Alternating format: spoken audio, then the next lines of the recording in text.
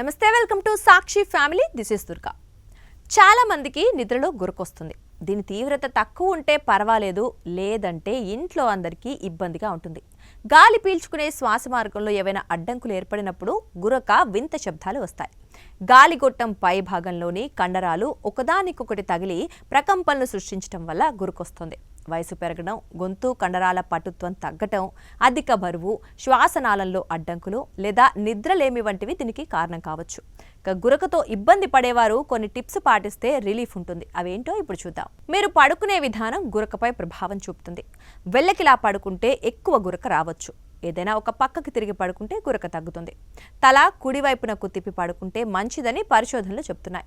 ఇక దీనివల్ల గాలి సులభంగా లోపలికి వెళ్లి గురక వచ్చే అవకాశం తగ్గుతుందట. అలాగే అధిక బరువు ఉన్నవారికి కూడా గురక ఎక్కువగా రావచ్చు. బరువు తగ్గితే ఈ సమస్య తగ్గిపోతుంది. గొంతు భాగంలో అధిక కొవ్వు లేదా కండరాలు మందంగా ఉన్నప్పుడు అవి శ్వాసకు అడ్డంకిగా మారతాయి. బరువు తగ్గటం వల్ల గొంతు దగ్గర ఒత్తిడి తగ్గి నిద్ర హాయిగా పడుతుంది. ఇక కొంతమందికి ముక్కు దిబ్బడ లేదా జలుబు వల్ల కూడా గురకొస్తుంది.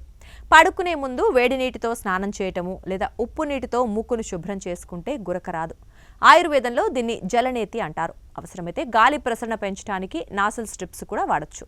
ఆయుర్వేదం ప్రకారం కొన్ని రకాల మూలికలకు గురకకు చెక్ పెట్టే గుణం ఉంటుంది.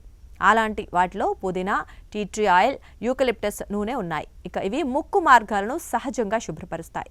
వీటి వాసన చూడటం వల్ల శ్వాస తీసుకోవడం ఈజీ అవుతుంది, గురక తగ్గుతుంది. ఇక పడుకునే ముందు అతిగా తినటము లేదా కారం ఎక్కువగా ఉండేవి తింటే గురక పెరుగుతుంది.